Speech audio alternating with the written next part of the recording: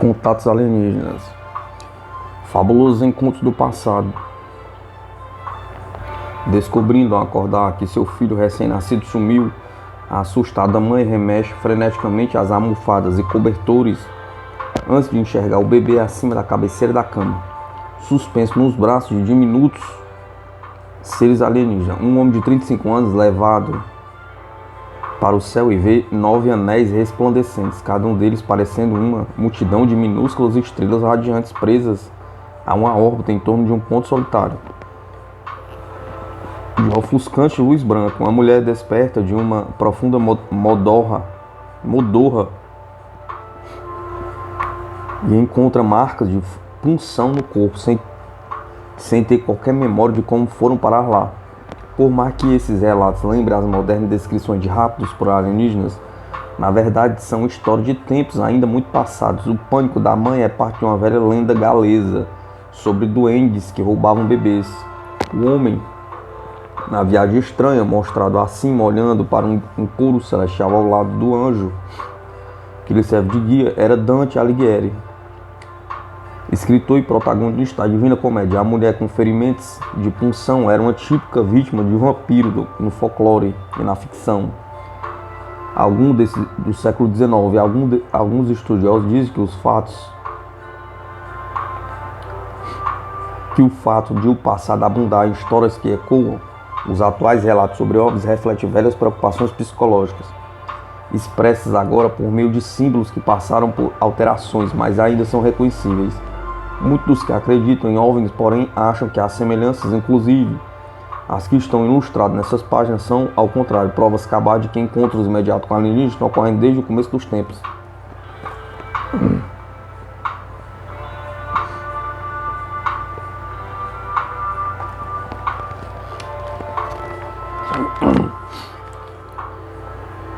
Prodígios, visões e visitações. Prodigiosas visões e visitações. A maioria dos relatos de encontros imediatos começa do mesmo modo: dirigindo, descansando em casa, dando uma caminhada, caçando, pescando ou realizando qualquer outra tarefa comum. A pessoa nota um estranho feixe de luz, de fonte desconhecida, uma esfera pulsante e multicolorida, suspensa no céu, ou qualquer outro fenômeno aéreo fora de comum. Com frequência o OVNI parece deslocar sem esforço pelo ar. Outras vezes desafia misteriosamente a gravidade e paira em silêncio, rompe-se em inúmeros pedaços idênticos que depois voltam a se unir ou realizar alguma outra manobra espantosa. Muitas vezes são ocorrências que se assemelham estranhamente a relatos bíblicos ou a antigas lendas e mitos. Algumas desses casos são mostrados à direita. Será que os relatos modernos de aparições de OVNIs ou de visitas alienígenas simplesmente reproduzem antigas tradições, vestindo-as com endereços novos? Alguns folcloristas acham que sim, mas muitos ufólogos acreditam que até as descrições bíblicas, como as das escadas de Jacó, ou a da subida do profeta Elias aos céus em uma carruagem de fogo, são na verdade relatos antigos de encontros imediatos. Envoltos em um fulgor de mistério, Vishnu e sua consorte Lakshmi sobrevoam um lago no dorso da poderosa águia Garuda, que ao bater as asas balança toda a terra. Os relatos de aparição de OVNIs mencionam com frequência luzes e ruídos estranhos e inspiradores de reverência.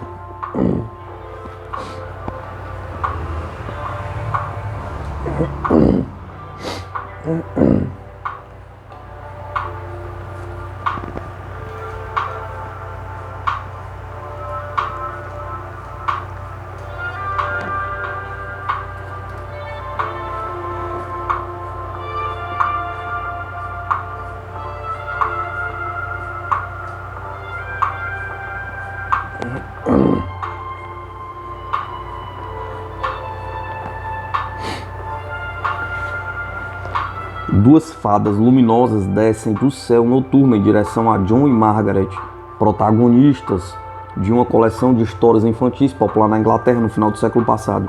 Iluminados por uma luz interior, as fadas apareciam primeiro como uma estrelinha, depois como uma espaçonave em miniatura. O par se aproximava aos poucos e ficava suspenso acima da cabeça das crianças.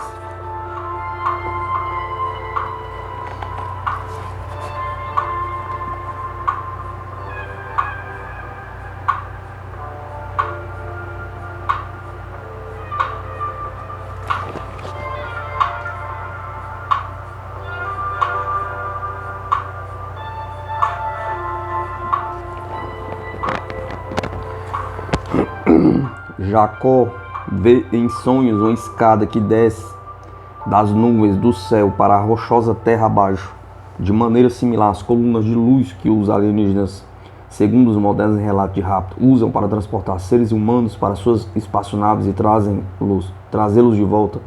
A escada, tal como é descrita no Gênesis, serviu para que diáfanos anjos de Deus descessem para a terra e voltassem para os céus.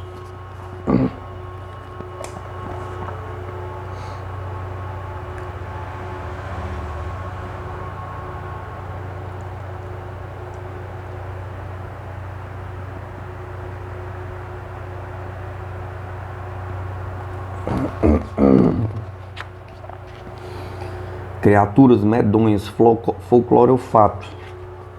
Um velho trotador ou caminhante da noite ronda as trevas em busca de mulheres e criancinhas adormecidas, tal como supostos alienígenas que raptam seres humanos. Consta que essa figura de folclore induzia um profundo estupor nas testemunhas. Uma vampira salta ao pescoço de uma presa masculina, ou como as vítimas dos vampiros da lenda dos supostos raptos por alienígenas, em geral, em nada se lembram. Não tem explicações para seus ferimentos.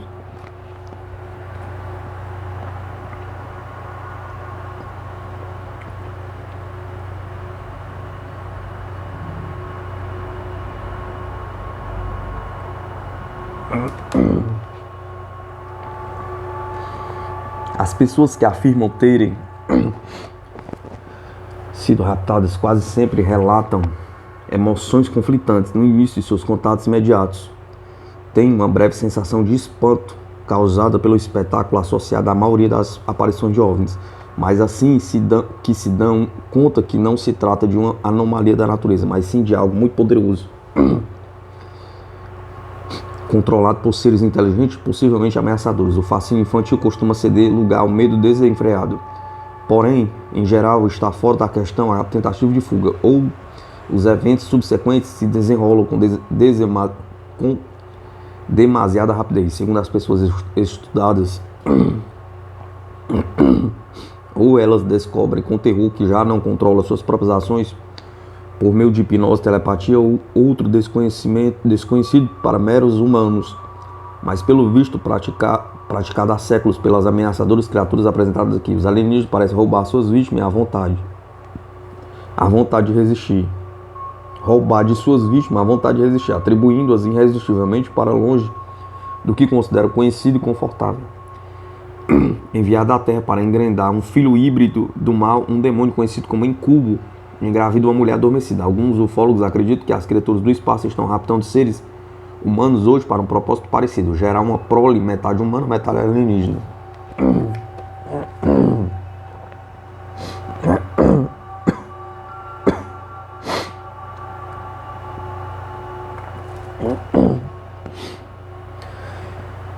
Míticas sereias aladas cantam acompanhando Ulisses, que singra as águas com sua tripulação. O contato irresistível das sereias atraía e arruinava o marujo. Os que afirmam ter encontrado alienígenas descrevem muitas vezes em idêntico sentimento de impotência e incapacidade de resistir.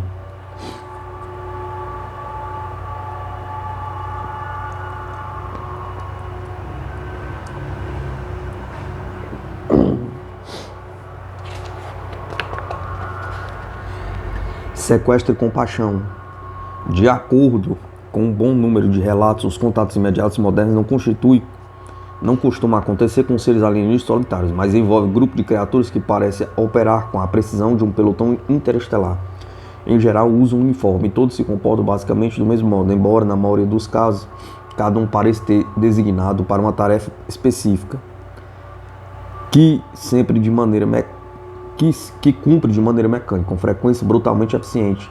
No entanto, apesar desse tratamento rigoroso, a maioria dos seres humanos que passaram por ele insiste que a experiência não foi inteiramente lúgubre.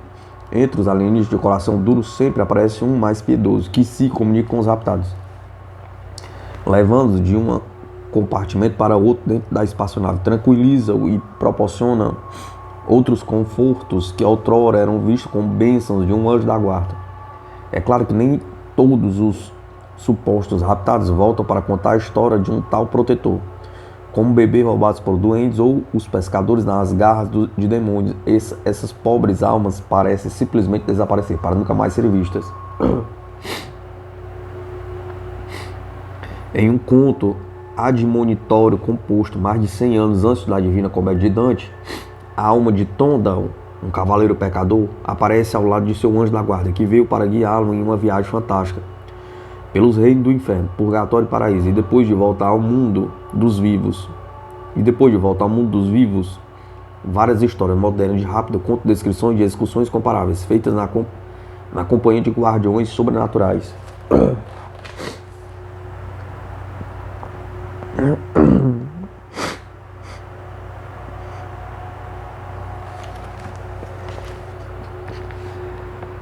Quatro fadas levam um bebê que encontraram no berço, obrigados a prestar tributo ao inferno a cada 7 anos. Diziam-se que às vezes elas ofereciam seres humanos cativos como pagamento, tal como o demônio abaixo, que carrega uma alma perdida para a danação. As fadas podiam materializar-se e sumir-se em um piscar de olhos, e muitas vezes passavam inteiras através de objetos sólidos, capacidades que parecem ter em comum com os supostos alienígenas.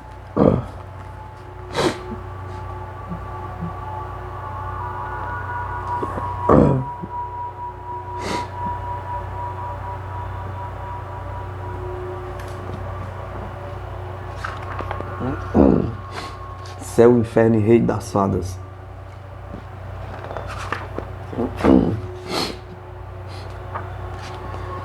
Quase metade das pessoas que dizem ter sido raptadas alegam que seus captores submeteram-se a impiedosos e dolorosos exames físicos. Durante esses testes, elas foram cortadas sexualmente violentadas e submetidas a um sem número de outros pavorosos tormentos, que com frequência evocam os castigos que muitos acreditam estar à espera dos pecadores na danação eterna. Duas dessas ideias de inferno são mostradas à direita. De vez em quando, os exames são seguidos por algumas demonstrações de boa vontade, como um giro pela uma nave, ou um passeio em alta velocidade pela atmosfera superior da Terra, ou em outro mundo. Em casos raros, os raptados, tal como as almas em êxtase apresentado nas páginas seguintes, também eram premiados com visões de um cintilante paraíso celeste, e ouviam uma voz que pensava ser a de Deus. Devolvidos à Terra ao término de seus encontros, os raptados em geral não têm qualquer memória consciente da experiência, mas são incomodados por um sentimento de tempo perdido. Nisso, são exatamente como seres humanos, libertados de uma dança de fadas. Segundo a lenda, a maior parte das pessoas que se misturam ao povo pequenino acredita ter estado com eles alguns minutos, no máximo umas poucas horas, quando na verdade 7 anos ou mais transcorreram misteriosamente. Enfeitiçado pela música das fadas, um infeliz mortal é apanhado em um redemoinho de cogumelos que lembra os vestidos circulares atribuídos à aterrissagem de OVNIs.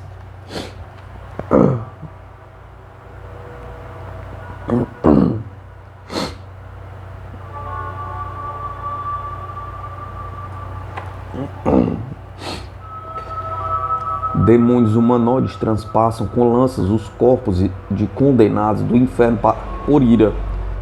Um dos 7 pecados capitais, a sina macabra, representado nessa xilogravura do século XV, lembra os exames físicos que muitos raptados afirmam ter sofrido nas mãos de alienígenas munidos de agulha.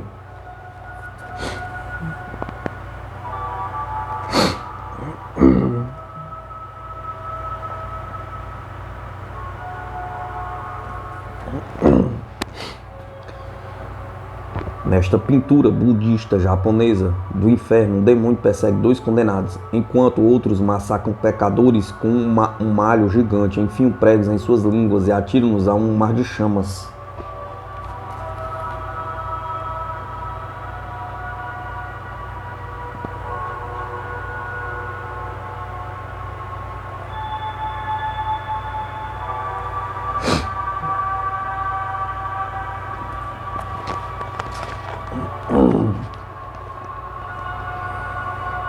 Uma alma sem asas dá as mãos a anjos, enquanto 2 espíritos deslizam em direção à entrada cheia de luz do céu, pintada no século XV. O portal lembra os túneis radiantes descrito por raptos e pelos que estiveram à beira da morte.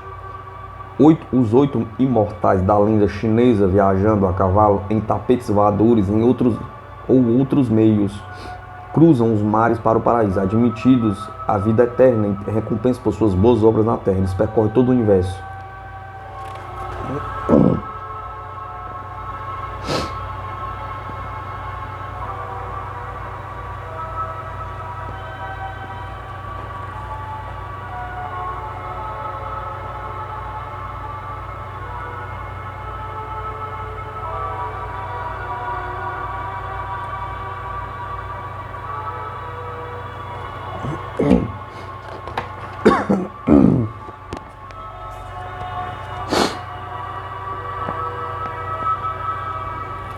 A verdade se aproxima.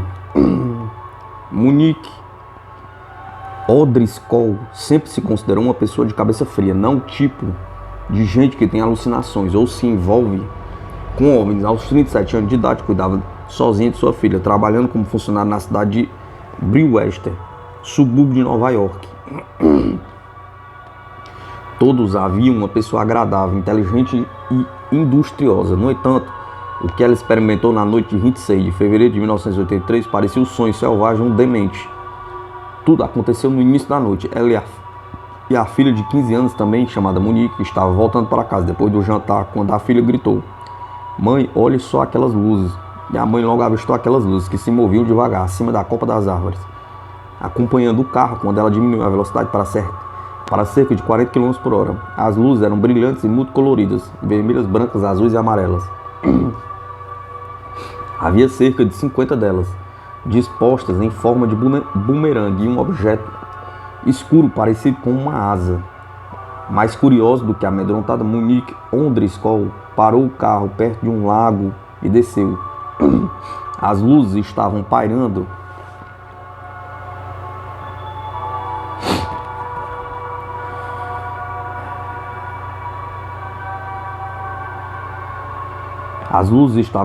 a cerca de 10 metros acima do lago, refletindo-se no gelo, e começaram a piscar em sequência ao longo das asas da estrutura. Minha filha estava gritando para que eu voltasse, contou ela, mas eu fiquei ali parado, olhando para aquela coisa. A distância de uma pedrada de mim era enorme. Calculou que o objeto tinha cerca de 70 metros, de uma ponta a outra. A moça chamava a mãe aos gritos, e então ela começou a voltar para o carro. O objeto passou devagar, bem acima delas. Olhei para cima e fiquei ofuscado pelas luzes, disse ela. Abriguei os olhos e vi aquele enorme objeto metálico cinzento, com tipos de grelhas, canos e tubos. Tudo parecia conectado com umas depressões circulares bem no centro. Ela ficou olhando para o objeto que flutuava sobre ela por cerca de 10 minutos. As luzes estavam piscando como loucas, contou ela. Então o objeto fez uma curva lenta e fechada, como se estivesse girando sobre um eixo, e foi lentamente para o leste, logo acima das árvores. Depois desapareceu, simplesmente sumiu. Também houve outra testemunha, uma mulher chamada Rita Rivera, que estava estacionada em seu carro perto do lago, e várias centenas de metros do carro de Monique O'Driscoll. Rita disse que viu tudo, olhando aterrorizado de dentro do carro. E pelo menos 10 outras pessoas que residiam na área afirmaram ter visto um objeto em forma de bumerangue flutuando silenciosamente por sobre suas casas entre as 7 e as 10 horas naquela mesma noite. Não foi a primeira vez que se avistou um OVNI nas vizinhanças de Brewster. 2 meses antes, logo antes da meia-noite do ano novo, Ed Hansen, um gerente de depósito de 55 anos de idade, notou umas luzes curiosas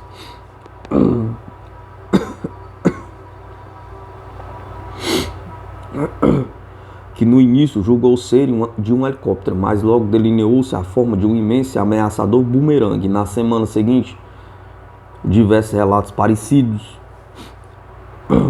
chegaram aos ouvidos da polícia, que os descartou como luzes de aviões, mas no dia 26 de fevereiro, pela primeira vez, muitas pessoas avistaram na região o mesmo tipo de OVNI, mais ou menos ao mesmo tempo.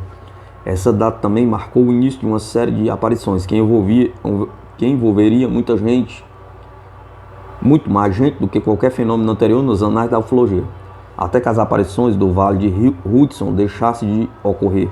Cerca de 5 mil pessoas afirmaram ter observado o voo de um grande bumerangue ou de vários, com luzes intermitentes. Os críticos expressaram dúvidas e ofereceram explicações, mas o fenômeno resistiria teimosamente às tentativas de interpretação racional, dando assim uma poderosa contribuição para o crescente mistério dos OVNIs. Com efeito, nas décadas de 70 e 80, à medida que pesquisadores do mundo inteiro iam refinando suas técnicas investigativas e novos dados iam se acumulando, desenvolvia-se uma avaliação cada vez mais complexa e perturbadora dos OVNIs.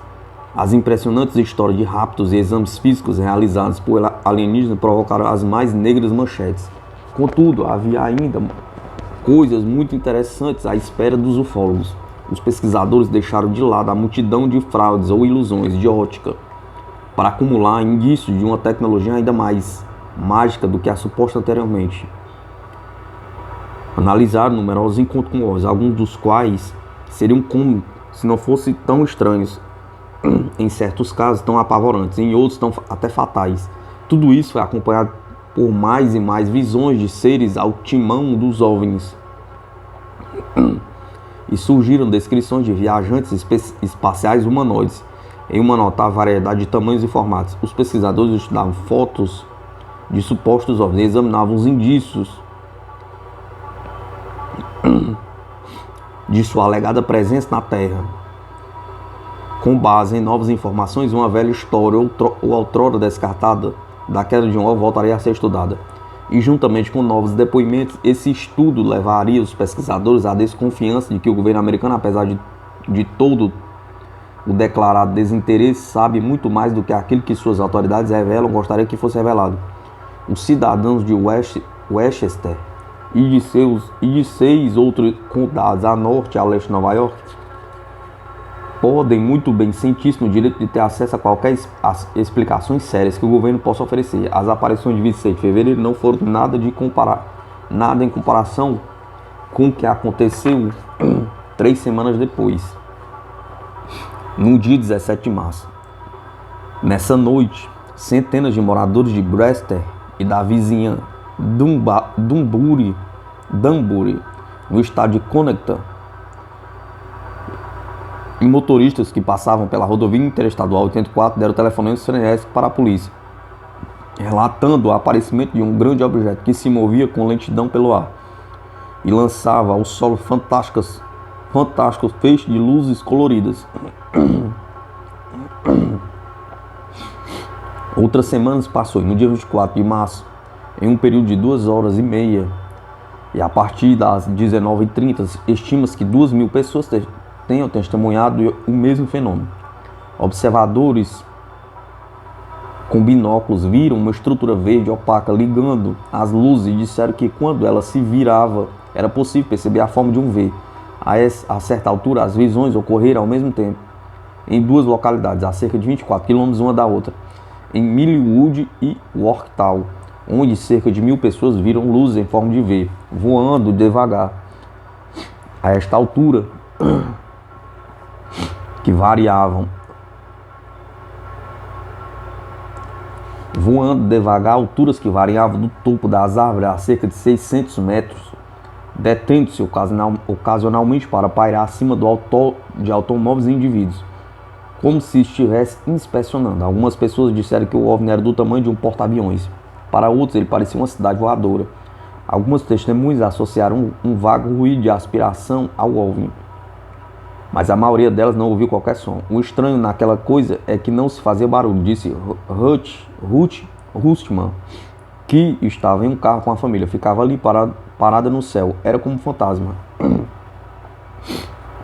O OVNI em forma de bumerangue na ilustração inferior foi desenhado com base em descrições de várias testemunhas que o teriam visto no céu perto de Carmel, em Nova York, no dia 26 de fevereiro de 1983. OVNIs semelhantes foram mencionados por mais de 5.000 pessoas na área do Vale do Hudson entre 1982 e 1986, inclusive que foi supostamente capturado em um filme na Foto do Alto, de 24 de junho de 1984.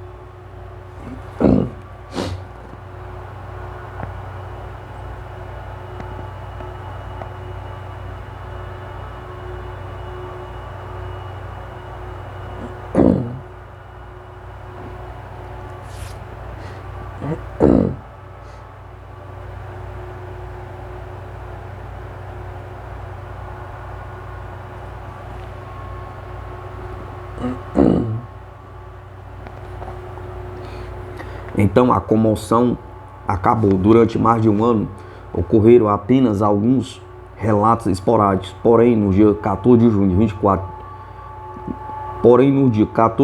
e 24 de julho de 1984, o bumerangue supostamente reapareceu, desta vez dando a impressão de estar inspecionando a central nuclear de Indiana Point, perto de Buchanan, no estado de Nova York, no dia 14. 12 guardas da central afirmaram ter visto o que um deles chamou de 10 ou mais luzes dispostas em forma de bumerangue, pairando a cerca de 400 metros. Por cerca de 15 minutos, na noite do dia 24 de junho, segundo os guardas, um objeto apareceu de novo sobre Indiana Point, acendendo em semicírculo, primeiro suas luzes brancas, depois as amarelas e finalmente as azuis, enquanto uma luz vermelha piscava na traseira. Quando o objeto chegou a 150 metros de distância dos guardas, eles puderam distinguir uma forma com uma casquinha de sorvete. Parecia gigantesco, grande como 3 campos de futebol, e deslocava-se com tal lentidão que era possível acompanhá-la a pé. Relatórios extraoficiais disseram depois que, quando o OVNI chegou mais perto de um dos reatores, um funcionário de dentro da usina começou a filmá-lo com uma câmera de segurança do alto de um mastro de 30 metros de altura. O objeto era tão intenso que o funcionário teve que girar a câmera 180 graus para acompanhá-lo por inteiro. Foi dito que durante a aproximação do OVNI, os sensores para detecção do movimento deixaram de funcionar, bem como o restante do sistema de alarme e o computador programado para segurança e comunicações. Finalmente, após cerca de 20 minutos, o OVNI passou por cima de uma das árvores e sumiu. Segundo boatos oficiais, as autoridades encobriram o assunto a partir do dia seguinte. Os registros com vídeos foram removidos e funcionários da Comissão Nuclear revisaram rapidamente os procedimentos de segurança da usina. As aparições na área do subúrbio de Nova York continuaram pelo mês de agosto adentro, com 6 casos, e depois começaram a diminuir. O padrão de luzes em bumerangue característico foi avistado mais uma vez em outubro, 2 vezes em 1985 e 3 vezes em 1986. Em 1987, o fenômeno parecia ter chegado ao fim. Se não fosse por outro motivo, as aparições do Vale do Hudson seriam importantes só pelo número de testemunhas e pela coerência de seus relatos. O principal investigador foi Philip J. Imbrogno, um conhecido ufólogo na região que liderou uma equipe de trabalho em conjunto com o Centro de Estudos sobre OVNIs, de J. Ali Haneke. Imbrogno começou suas pesquisas em 1983, no auge do tumulto. Ele e seus colegas entrevistaram não menos de 300 testemunhas, exclusivamente acerca do episódio de 24 de março de 1983. Os investigadores procuraram pessoas que consideravam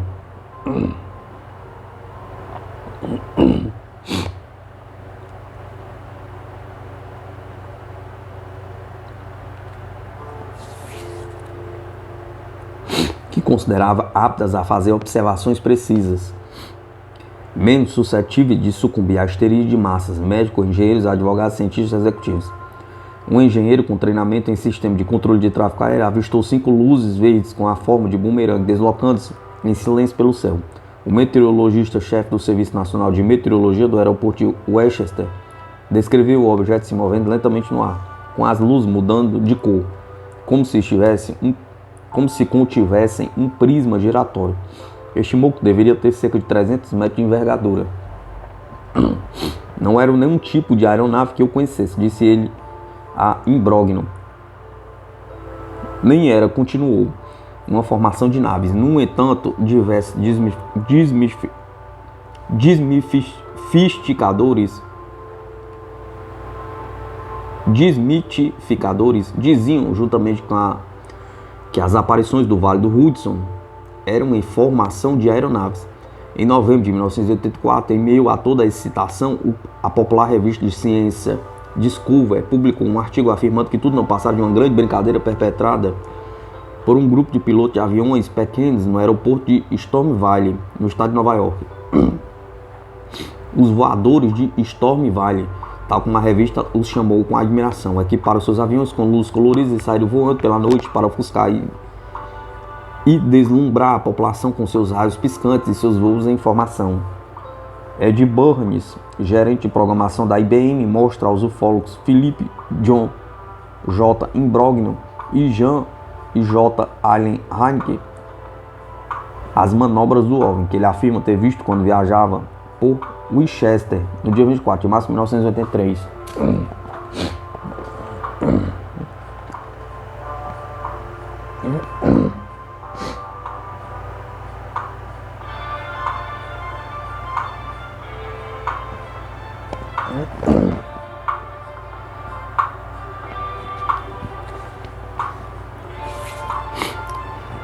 Mas algumas provas deviam ser levadas em conta. Dois pesquisadores de OVNI, Dick Howe e Rich Petraka, trabalhando para a respeitada Organização de Pesquisa sobre Fenômenos Aéreos, APRO, anunciaram ter presenciado uma exibição dos pilotos de Storm Valley. Tal como Hutch relatou o incidente, certa noite ele e Petraka estavam viajando pela Interestadual 84 por volta das 21h30, quando avistaram um objeto branco brilhante em forma de cunha flutuando e virando no céu. Então outro objeto entrou no campo de visão deles e os dois OVNIs deslizaram lentamente pelo ar, manobrando um em torno do outro e lapejando luzes multicoloridas. Aparentemente havia mais objetos, pois Hurley conta que eles acabaram formando-se como um enorme bumerangue, e foi então que eu vi uma luz refletida na fuselagem de 6 aviões. Percebemos que era evidente a exibição dos pilotos de Storm Valley. Todavia, isso não bastou para convencer Imbrogno e seus colegas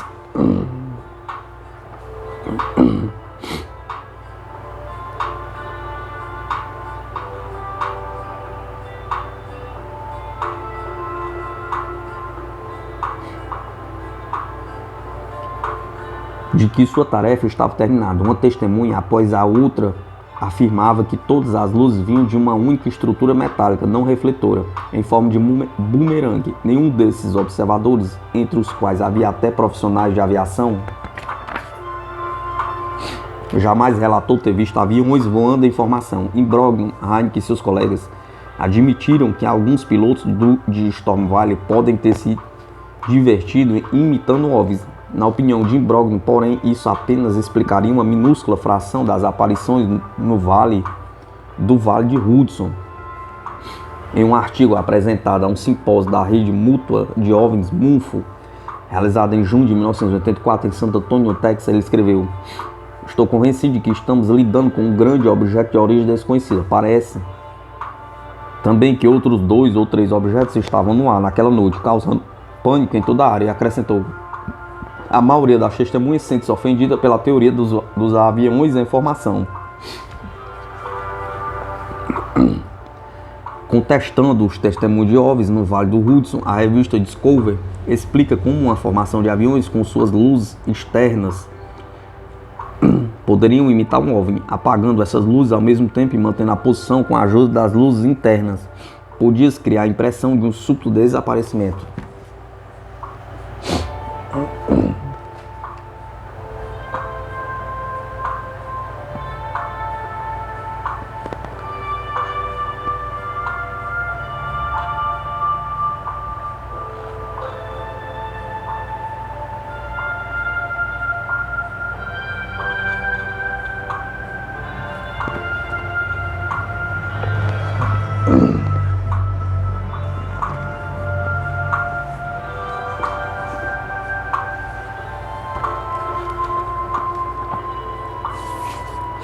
Fosse qual fosse o significado das aparições do Vale do Hudson, o fenômeno mostrou-se benigno, ou pelo menos não abertamente ameaçador.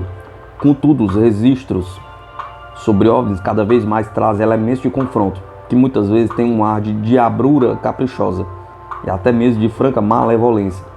Os confrontos costumam envolver uma luz extraordinariamente intensa e penetrante, quase líquida em sua densidade. Relata-se com frequência que um efeito estonteante de elevação eletromagnética acompanha a luz, erguendo objetos pesados em desafio às leis da gravidade. Máquinas e equipamentos deixam de funcionar. Os estudos sobre casos de OVNIs contêm centenas de relatos de motores de carro que falham, luz que diminui de intensidade, rádios que se apagam. Ao contrário, os bumerangues silenciosos de Westchester, muitos confrontos com OVNIs foram marcados por emissões insuportáveis de som e até sintomas físicos como tremedeiras, dificuldade de respiração, dores no peito, paralisia e amnésia. No dia 24 de janeiro de 1974, perto de Aix en Heifel, na Bélgica, uma mulher estava indo para casa em seu Volkswagen em uma tarde clara e fresca, quando, segundo contou depois, avistou um objeto metálico à frente da estrada, mais à frente da estrada. À esquerda era vermelho, como um domo achatado no alto, e duas fileiras de escotilhas em torno dele. Quando ela se aproximou, o rádio calou-se, o motor falhou e morreu, e o carro parou a uns 10 metros dele. Passando algum tempo, o objeto estranho elevou-se nos ares e o motor do carro voltou a funcionar sozinho. A testemunha sofreu pesadelos e um cansaço anormal por vários dias, mas fora isso não teve mais nada. 3 semanas depois, do outro lado do Atlântico, 2 irmãos estavam lavando um caminhão alugado de Idaho para a Califórnia.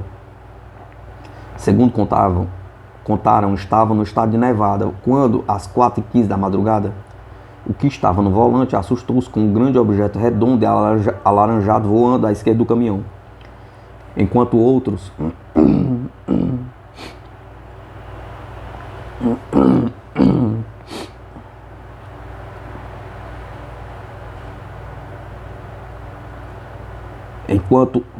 outros 3 objetos luminosos menores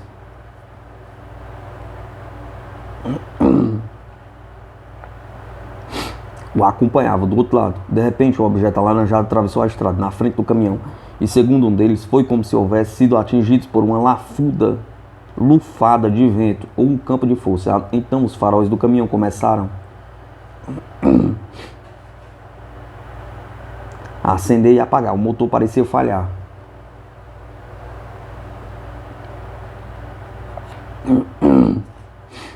O motorista perdeu o controle do veículo e os dois perceberam que o caminhão flutuava acima do pavimento, afastando-se da estrada.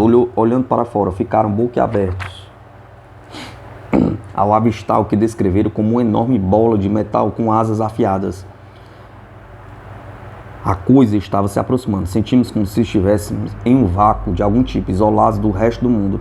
Passados cerca de 20 minutos, a coisa partiu e os efeitos cessaram. Mas o caminhão estava um lixo. O proprietário da agência de aluguel de L, em Nevada, foi até o local e relatou que, ao tentar levantar a traseira do caminhão, descobriram que o eixo estava torcido e as rodas traseiras haviam simplesmente caído. Ao longo das décadas de 70 e 80, relatos semelhantes continuaram vindo à luz. Da Dinamarca, da Austrália, de Ohio, da Cidade do México, de 2 caçadores clandestinos de peles da Louisiana, cujo sobrecarregado barco a motor foi mantido estacionário por aquilo que chamaram de poderosas forças gravitacionais, e de 3 caminhoneiros viajando em caravana, cujos veículos foram envoltos por uma luz azul deslumbrante que fez seus rádios falharem e os caminhões se arrastarem, com os motores tossindo e falhando. Uma revista canadense de ufologia publicou este esboço da nave que teria contatado Stephen Michelacan. Em maio de 1967, o canadense disse ter recebido um jato de ar quente do OVNI por uma abertura coberta por uma tela. Consta que o incidente provocou dores de cabeça, náuseas e outros problemas.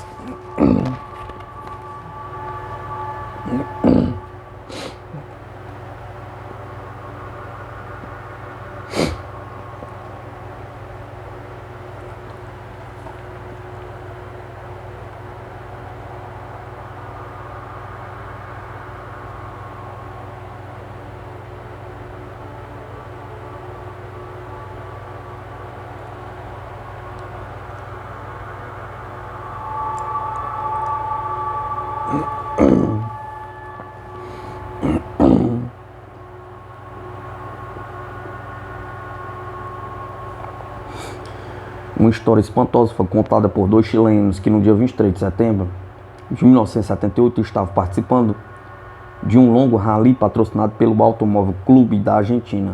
Carlos Acevedo, de 38 anos, e Miguel Ángel Moya, de 28, estavam a cerca de 30 km ao norte da cidade de Rio Negro, no leste da Argentina, rodando a mais de 100 por hora, quando uma luz intensa surgiu no retrovisor de seu Citroën. crescendo com tal rapidez que os dois acharam que se tratava de um carro pretendendo ultrapassá-los. Acevedo diminuiu a velocidade, encostando para a direita, mas de repente o veículo ficou cheio de luz, amarelada com tonalidades violetas e de um calor sufocante. Nesse momento, Acevedo percebeu que perderam o controle do carro. Olhei para a janela e vi que estavam a 2 metros do chão. Contou: achei que havíamos batido em alguma coisa. Estávamos capotando. E comecei a preparar-me para o momento em que o carro batesse de novo no chão. Mas o veículo continuou subindo, na luz amarela. Esta era tão forte que Acevedo não conseguiu enxergar o painel de instrumentos, nem Moia ao lado dele. Os dois automobilistas perderam toda a ação de tempo e até sentirem um solavanco e perceberam que o carro estava de volta ao chão. A intensidade da luz começou a diminuir e eles avistaram uma coisa parecida com um cone amarelo, depois um oval que desapareceu na distância. Eu fiquei estupefado, conta Moia. Minhas mãos estavam tremendo e senti alguma coisa apertando-me o peito. Era difícil respirar. Mesmo assim, eles conseguiram continuar dirigindo. O frentista de um posto de gasolina na cidade seguinte contou-lhes de outras pessoas que haviam visto uma luz amarelada dirigindo-se para o oeste naquela manhã. Moia e Acevedo continuaram com dificuldade respiratória e mãos trêmulas durante cerca de 24 horas. Segundo os ufólogos, esses efeitos são comuns após o encontro com OVNIs. A náusea também é frequente e muitas mulheres tiveram menstruações antecipadas, às vezes até de semanas. No entanto, os efeitos podem ser muito piores, tal como se evidenciou no caso relatado em Salto, no Uruguai, no dia 18 de fevereiro de 1977. Segundo o fazendeiro Ángel Maria Tona, seu gerador deixou de funcionar de repente às 4 da manhã daquele dia, e as luzes se apagaram no momento em que começava a atividade da fazenda. Ao sair para ver o que estava acontecendo, ele avistou um disco grande com 2 pratos, um fechando o outro, flutuando a cerca de 7 metros do chão. Tona disse que o disco era cor de laranja, brilhante, e iluminava o pátio da fazenda com seu fulgor. Quando o topo, seu pastor alemão de quase 30 quilos, avançou latindo, Tona viu o OVNI disparar 3 raios, parecido com relâmpagos de cada lado. Sentiu um intenso calor e o que descreveu como choques elétricos que o deixaram temporariamente paralisado. Depois disso, o OVNI afastou-se e o gerador começou a funcionar de novo, mas deixara de produzir eletricidade, pois os fios haviam queimado. Tona saiu do episódio com graves irritações na pele, mas o cachorro recusou-se a comer e morreu 3 dias depois. A autópsia revelou que o animal sofreu um forte aquecimento interno, com rompimento de vasos sanguíneos e órgãos danificados, como se houvesse sido cozido. Se aceitarmos as afirmações de Tona e do veterinário, parece um pouco de exagero imaginar que o OVNI estivesse defendendo contra a ameaça de um cachorro barulhento. O mais provável é que o homem e o animal tenham penetrado em uma espécie de campo de força, que acabou sendo fatal para o topo. Mas, quando os serviços de informação divulgaram o que poderia ser interpretado como uma ameaça, as reações e poderes atribuídos aos OVNIs foram imediatos. Em Cuba, em 1967, na África do Sul, 10 anos depois, consta que caças a jato se desintegraram ou sumiram do ar quando estavam aparentemente perseguindo OVNIs. Em outra ocasião, um sobrevivente da tripulação declarou sem rodeios que seu aparelho fora abatido por um OVNI. No dia 9 de junho de 1974, um caça Phantom F-4EJ japonês pilotado pelo tenente-coronel Toshi Nakamura com o major Shiro Kubota como seu oficial de radar, decolou para verificar um objeto que fora visto por dezenas de observadores em terra e apanhado nas telas do radar. O caça subiu até uns 100 metros e lá, a poucos quilômetros adiante, havia um objeto brilhante. Logo no primeiro momento eu senti que aquele objeto em forma de disco era um aparelho pilotado por seres inteligentes, declarou depois Kubota. O OVNI parecia ter cerca de 10 metros de diâmetro, com marcas quadradas ao longo da circunferência que Kubota achou que poderia ser escotilhas ou saídas de propulsão. Segundo o major, quando o Phantom se aproximou do OVNI, ele descreveu uma curva lenta, como se estivesse sentindo a nossa presença. O piloto Nakamura armou seu canhão de 20 mm e manobrou para colocar o objeto na mira. De repente, o objeto inverteu a direção e disparou diretamente em nossa direção, contou Kubota. Nakamura virou para a esquerda e fez o Phantom entrar em um mergulho de torcer as tripas. O OVNI vermelho brilhante passou como um raio errando-nos por centímetros. Lembrou Kubota. Então fez uma curva fechada e veio para nós de novo. O OVNI ameaçou o caça com passagens a altas velocidades diversas vezes, até que, segundo Kubota, finalmente atingiu de frente o Phantom, que explodiu em chamas, de modo alguns dois tripulantes do jato conseguiram ejetar-se. O paraquedas do tenente-coronel Nakamura estava em chamas e ele percebeu, mas Kubota conseguiu chegar ao solo com segurança. Enquanto isso, o OVNI desaparecia das vistas e das telas do radar.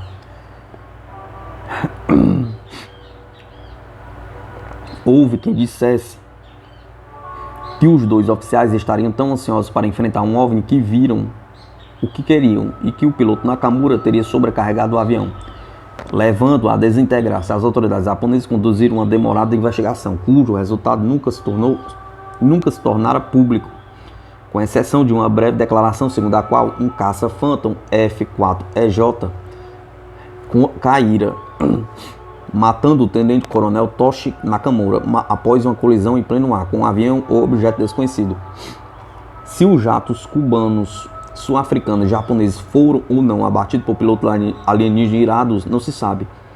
Mas os investigadores em geral concordam em que uma alta inteligência parece governar as ações dos OVNIs. A busca de respostas sobre essa inteligência é particularmente premente, devido ao crescente número de histórias e rápidos e confrontos. Além disso, há indício de que os alienígenas estão dispostos a se deixar ver nas mais variadas circunstâncias.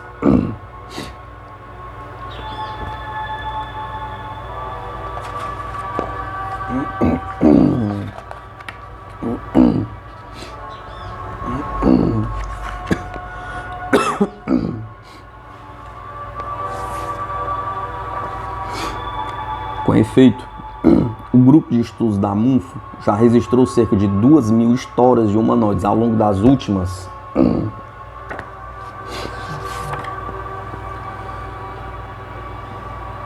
4 décadas. Algumas das histórias não são verificadas, outras são descartadas como pura invenções.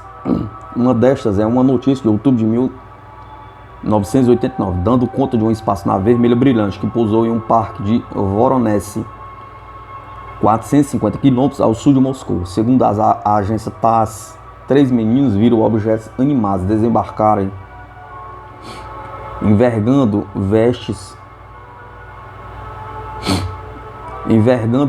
prateadas e botas de bronze. 2 deles eram criaturas com 2,70 m a 4 metros de altura.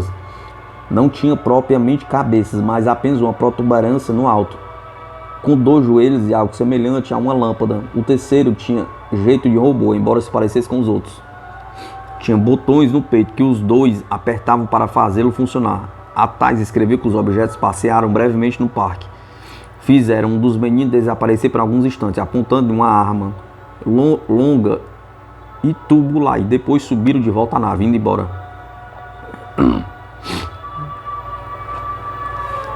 Os desenhos dos meninos, uma nave esférica, um robô, uma espaçonave, um alienígena, a cabeça deste, documentam o suposto pouso de um OVNI em um jardim de Voronezh, na Rússia, em setembro de 1989.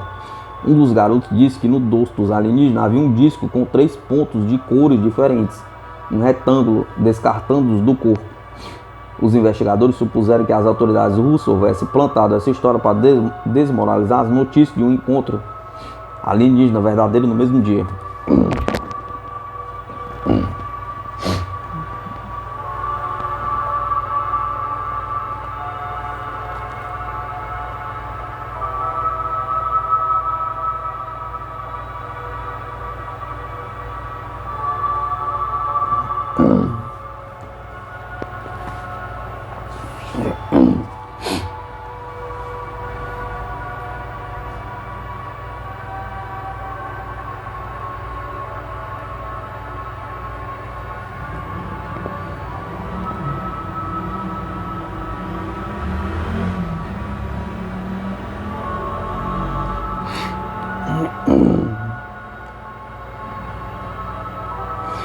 A imprensa ocidental recebeu o relato como uma manifestação absurda da imprensa sensacionalista, citando fontes do Bloco Oriental.